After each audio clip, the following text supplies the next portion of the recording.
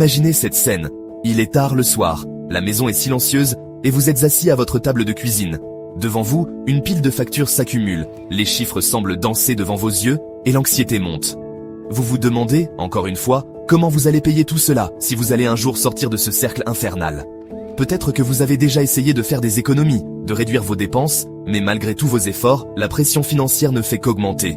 Vous vous sentez piégé, comme si chaque mois était une nouvelle bataille à livrer.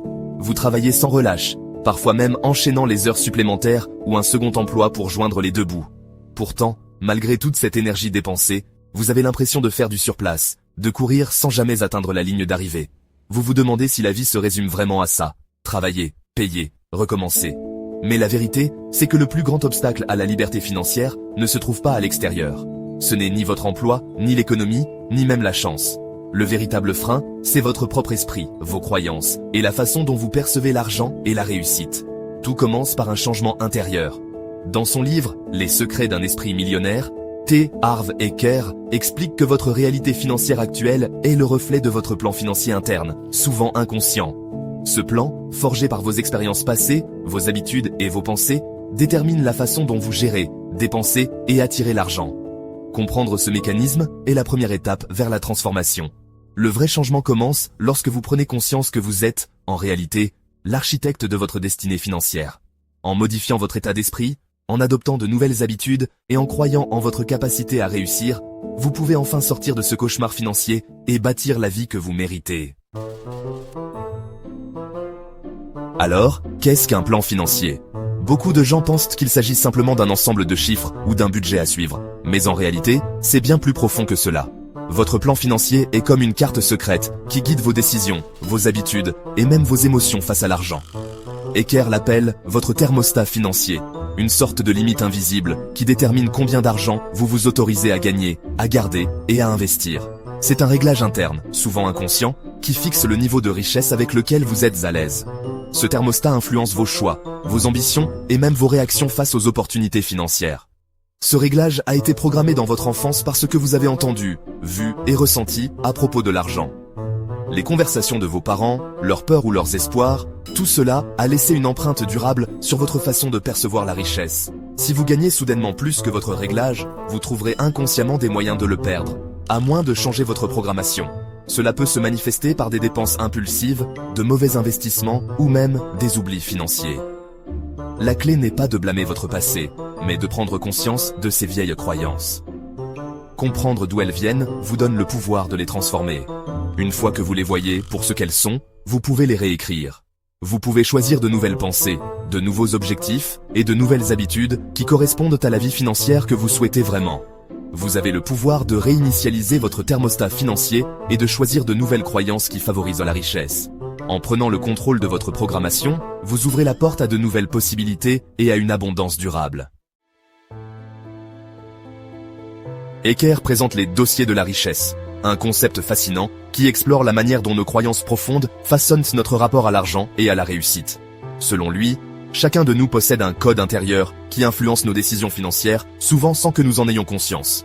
Il identifie 17 façons de penser différemment pour les personnes riches, des schémas mentaux qui les distinguent de ceux qui luttent financièrement. Ces distinctions ne sont pas simplement des nuances, mais des fondations qui transforment la manière dont on aborde chaque situation de la vie. Par exemple, les personnes riches croient fermement « je crée ma vie ». Elles se voient comme les architectes de leur destin, prenant des initiatives et assumant la responsabilité de leurs choix, même face à l'incertitude. À l'inverse, les personnes pauvres ont tendance à penser que « la vie m'arrive ». Elles se sentent souvent impuissantes, comme si les circonstances extérieures contrôlaient leur avenir, ce qui limite leur capacité à agir. Les personnes riches se concentrent sur les opportunités. Elles cherchent constamment des moyens de progresser, d'apprendre et de saisir les occasions, même là où d'autres voient des risques. En revanche, les personnes pauvres se concentrent sur les obstacles. Elles voient d'abord les difficultés, ce qui les empêche souvent d'avancer ou de tenter de nouvelles expériences. Un autre point clé, les personnes riches admirent les autres personnes qui réussissent, s'inspirant de leur parcours et cherchant à apprendre d'eux. Tandis que les personnes pauvres les jalousent, ce qui crée une barrière mentale et émotionnelle à leur propre succès. Les personnes riches se voient également comme plus grandes que leurs problèmes. Elles affrontent les défis avec courage et voient chaque difficulté comme une opportunité de croissance personnelle. Pour elles, les défis ne sont pas des obstacles insurmontables, mais des chances de grandir, d'apprendre et de se dépasser. Ces mentalités ne sont pas seulement des idées abstraites ou des slogans motivants. Elles constituent le socle sur lequel se construit une richesse durable et une vie épanouie. Pour changer vos résultats, il est essentiel de remettre en question vos croyances actuelles et d'adopter progressivement ces nouveaux schémas de pensée. Cela demande du temps, de la pratique et de la persévérance. Vous devez adopter ces nouvelles façons de penser, les intégrer dans votre quotidien et les laisser guider vos actions. Tout commence par prendre la responsabilité de votre vie financière. C'est le premier pas vers la réécriture de votre code intérieur et la création d'un avenir plus prospère. Connaître ces mentalités ne suffit pas, vous devez agir. Eker recommande des déclarations quotidiennes, des engagements forts et exprimés envers vos nouvelles croyances. Par exemple, dites « Je suis le créateur de mon succès financier » et « J'ai un esprit millionnaire ». Associez ces déclarations à l'action, admirez les personnes qui réussissent, cherchez les opportunités, affrontez les problèmes de front. Cette pratique quotidienne recable votre esprit, transformant les nouvelles croyances en habitudes automatiques.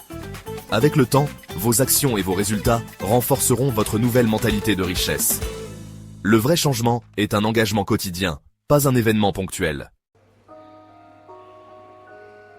La liberté financière commence de l'intérieur. Votre passé ne définit pas votre futur. Vous pouvez choisir un nouveau chemin aujourd'hui. Choisissez un dossier de richesse qui résonne en vous. Transformez-le en déclaration et posez une petite action pour le concrétiser. Le chemin vers l'abondance commence par une seule nouvelle pensée et un seul nouveau pas. Vous êtes né pour la croissance et l'abondance, ne laissez pas de vieilles croyances vous retenir.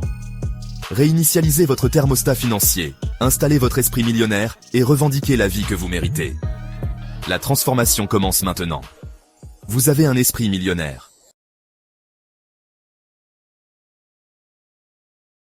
Si cette histoire vous a touché, laissez un like et abonnez-vous pour ne pas manquer la prochaine leçon de vie.